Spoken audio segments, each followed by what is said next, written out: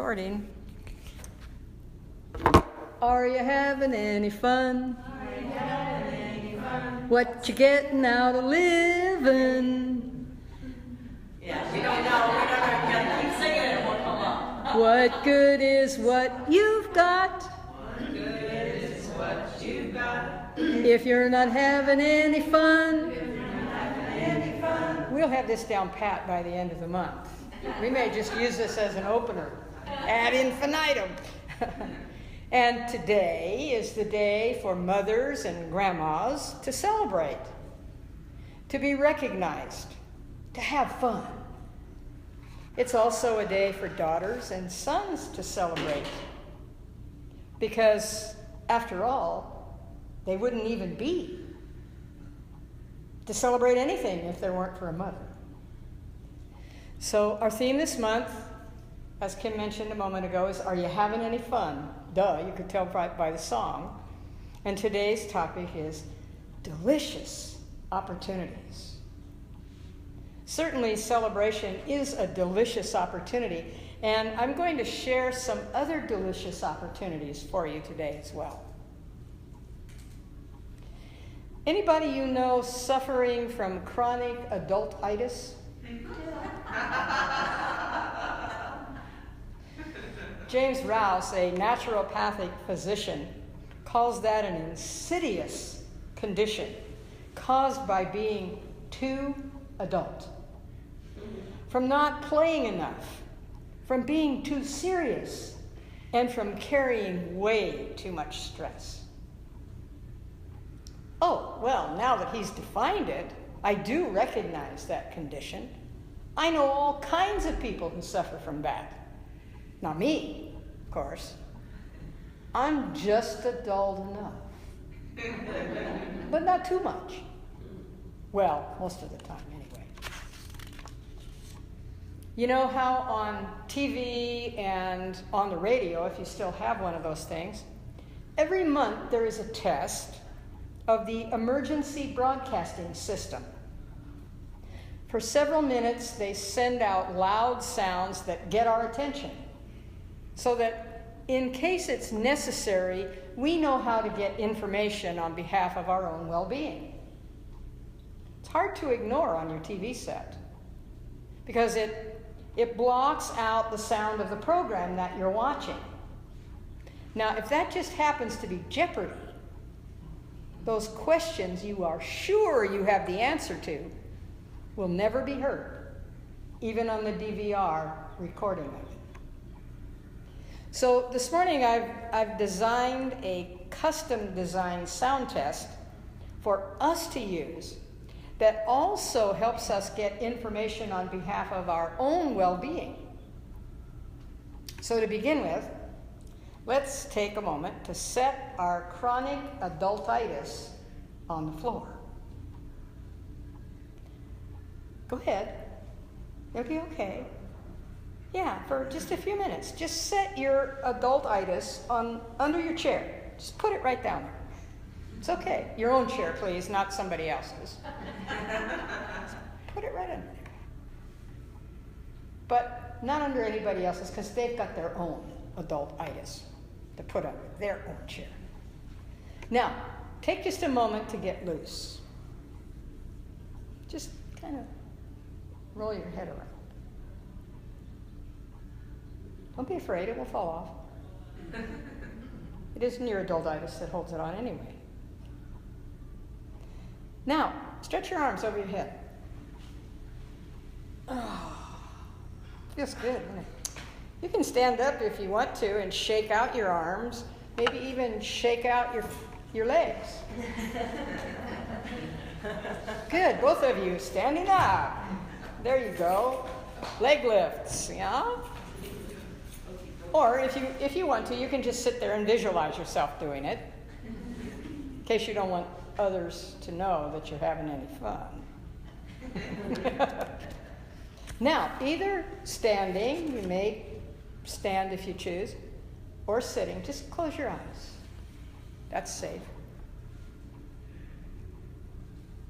And think of the funniest joke you ever heard. You know, your favorite joke? The one you tell a lot? In the right crowd, of course. Or think perhaps of the funniest thing you ever saw happen. Your favorite comedian? That funniest skit that just doubles you over with laughter every time you see or hear it? It's okay to smile a little bit about that. Maybe even giggle a bit. Well, if it's the funniest thing you can think of, surely it makes you laugh.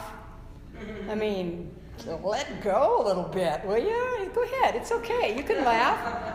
Your adultitis is on timeout, you can laugh. I always think of I Love Lucy. And the eggs, yeah, and the candy, yeah.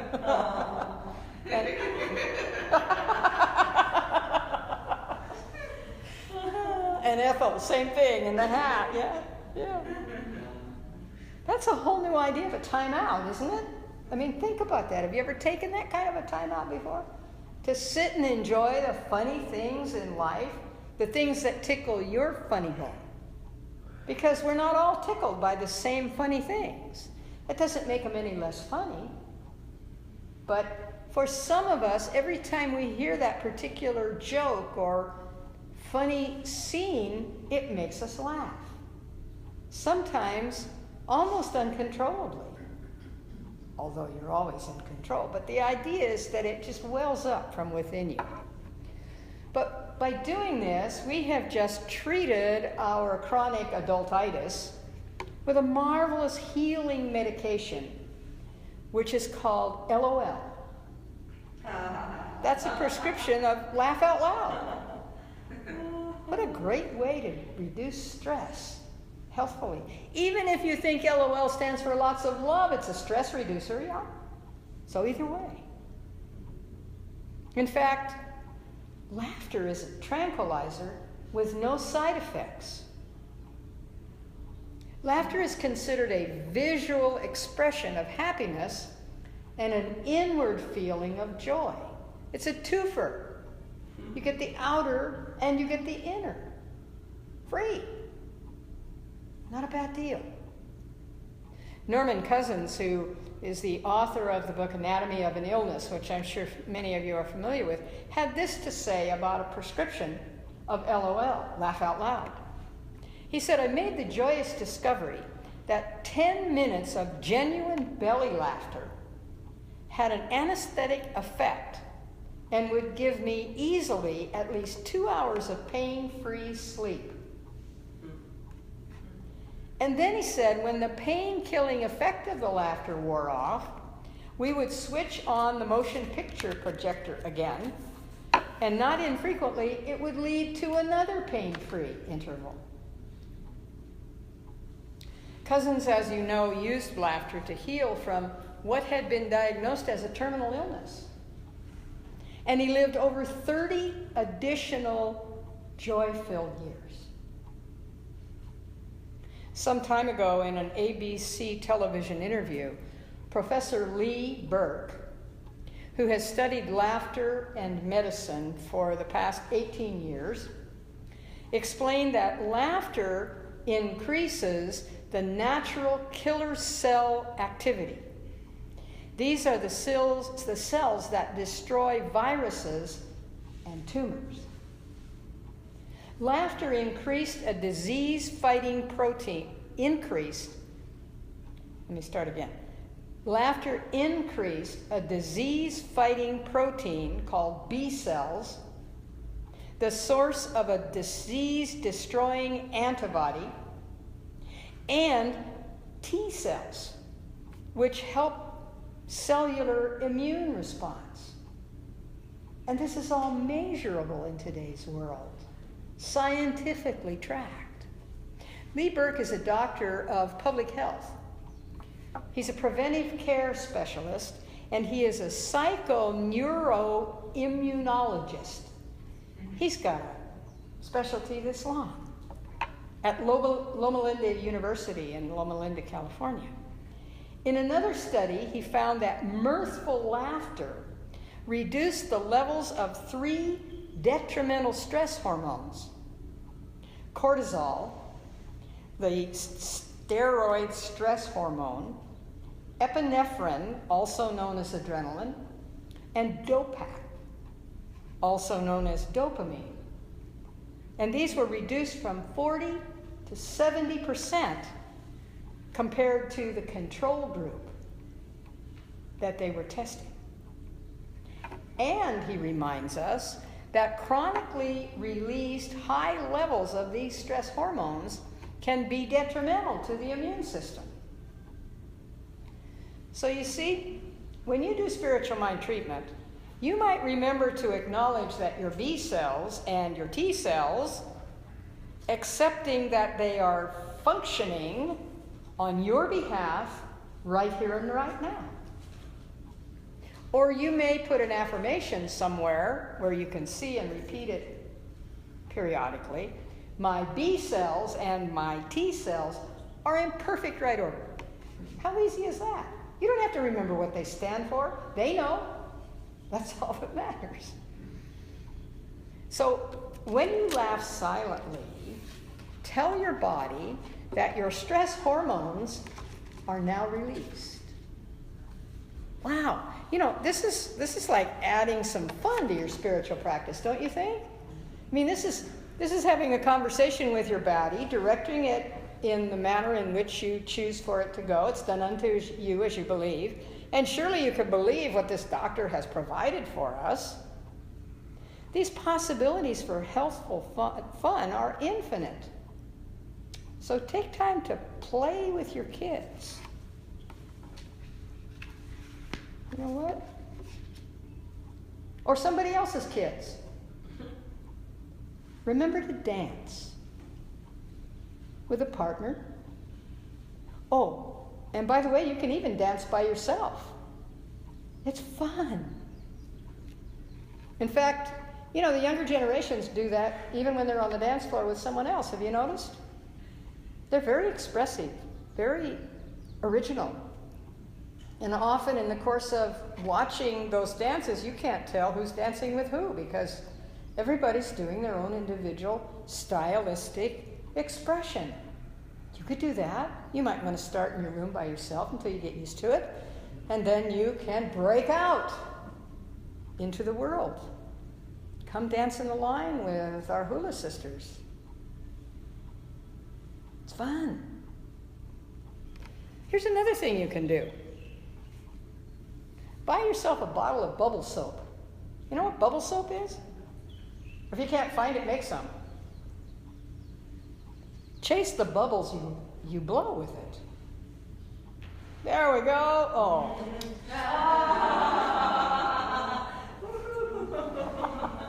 I'm so glad you brought that. I know, it's not scripted. Actually, no, that was fun too.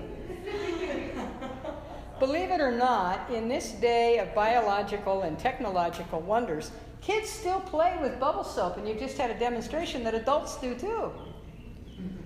Last week I was at the beach, and there was a little boy about 4 years old, and he was having the most wonderful time with a bottle of bubble soap.